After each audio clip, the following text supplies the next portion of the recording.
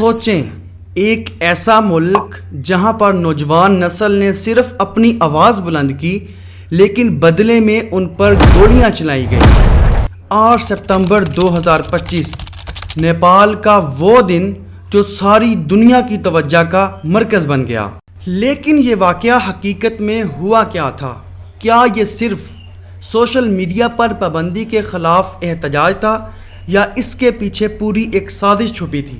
آج کی ویڈیو میں ہم آپ کو اس واقعے کی حقیقت بتائیں گے کہ یہ واقعہ پیش کیوں آیا، پیش کیسے آیا اور اس کے پیچھے کیا راز ہے، اور یہ واقعہ بعد میں خونی اور اتنا گھنونا کھیل کیسے بن گیا اور اس کے پیچھے کیا ٹریجڈی تھی، آج کی ویڈیو میں ذکر کرنے جا رہے ہیں، تو ویڈیو کو مکمل واچ کیجئے گا۔ نیپال میں نوجوان نسل پہلے ہی بے روزگار تھی۔ ملکی بے روزگاری حکومت کی عیاشیوں اور کرپشن سے تنگ تھی، لیکن پھر حکومت نے ایک ایسا فیصلہ لیا جس کی وجہ سے نوجوان نسل کے صبر کا پیمانہ لبریز ہو گیا۔ جی ہاں، حکومت نے 26 سوشل میڈیا پلیٹ فارم پر پابندی عائد کر دی۔ ایسے پلیٹ فارم جس میں حکومتی قوانین کی خلاف ورزی کی جاتی تھی اور وہ پلیٹ فارم حکومت کے خلاف تھے، حکومت نے ایسے پلیٹ فارم پر پابندی لگا دی۔ یہ حکومت کا فیصلہ نوجوان نسل پر تیل چھڑکنے کے مترادف تھا۔ 8 ستمبر کی صبح ہزاروں نوجوان یونیفارم میں سڑکوں پر نکلے۔ نیپال کی گلیاں نعروں سے گونج اٹھیں، ہماری آواز بند نہیں کی جا سکتی۔ ابتدا میں احتجاج پرامن تھا، لیکن جب طلبہ نے پارلیمنٹ کمپلیکس کی طرف بڑھنا شروع کیا تو حالات بدل گئے۔ پولیس نے آنسو گیس اور ربڑ کی گولیاں استعمال کی، لیکن نوجوان پیچھے ہٹنے کی بجائے مزید مشتعل ہو گئے۔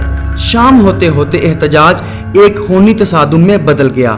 کچھ عینی شاہدین کے مطابق پولیس نے ربڑ کی نہیں بلکہ اصل گولیاں چلائیں۔ گولیاں، چیخیں، بھاگتے قدم، نیپال کی سڑکیں میدان جنگ کا منظر پیش کر رہی تھیں۔ اس دن کم سے کم 19 جانیں ضائع ہوئیں، سینکڑوں زخمی ہوئے۔ مشرقی شہر اتہاری میں بھی 2 نوجوان اپنی جان سے گئے۔ سوشل میڈیا پر تصاویر اور ویڈیو وائرل ہوئیں جنہوں نے پوری دنیا کو ہلا کر رکھ دیا۔ واقعہ اتنا بڑا تھا کہ حکومت کو جھکنا پڑا۔ ہوم منسٹر رمیش لیکھت نے اخلاقی ذمہ داری لیتے ہوئے استعفیٰ دیا، لیکن دباؤ یہیں ختم نہیں ہوا۔ وزیر اعظم KP شرما کو بھی عوامی دباؤ کے آگے گھٹنے ٹیکنے پڑے۔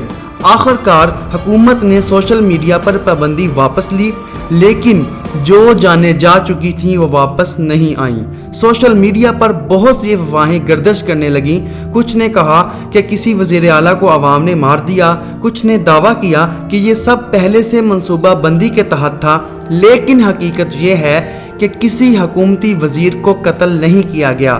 اصل کہانی وہی ہے جو ہم نے دیکھی، نوجوانوں کا احتجاج، پولیس کی فائرنگ اور درجنوں جانوں کا ضیاع۔ نیپال کے نوجوان نے اپنی آواز بلند کی، لیکن ان کی آواز کو دبانے کے لیے خون بہایا گیا۔ یہ واقعہ صرف نیپال کا نہیں بلکہ پوری دنیا کے لیے ایک سوال ہے۔ جب نوجوان نسل اپنے حقوق مانگنے کے لیے کھڑی ہو جائے تو کیا گولیاں ان کے خوابوں کو روک سکتی ہیں؟ کمنٹ میں اپنی رائے ضرور دیں۔ کیا آپ سمجھتے ہیں کہ نوجوانوں کی آواز کو دبانے سے حکومتیں بچ سکتی ہیں، یا یہی آوازیں تبدیلی کا پیش خیمہ بنتی ہیں؟